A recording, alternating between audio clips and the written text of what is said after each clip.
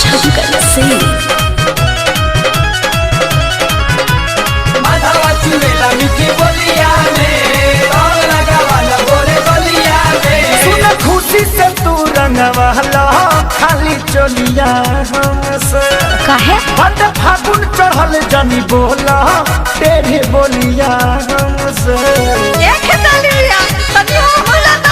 ओहो सुन खुशी से तू रंगवाला खाली चलिया हमसे का बंद फागुन चढ़ल जानी बोला तेरा बोलिया हमसे।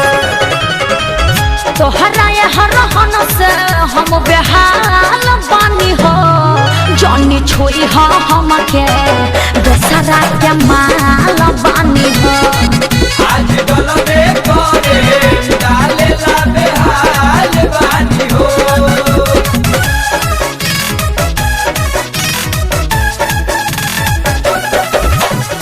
छोड़ंगया छोड़ंगा वाला गाई बोलिया में।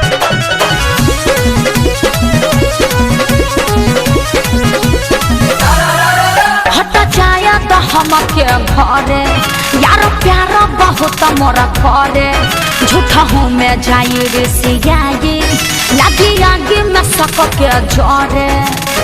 अरे बड़ी खिसिया हुए तेरे के बाते कमा का दुखी करो न हमारा मनवा का करी? तोहरा के असो लगाई हर दिन से बाटे सपना। सीधा साधा बुझी हा जनी बाबा बानी हा जनी छुई हा हमके केहू के माल बानी हा। आज गलबे करे डाले ला बेहाल बानी हो।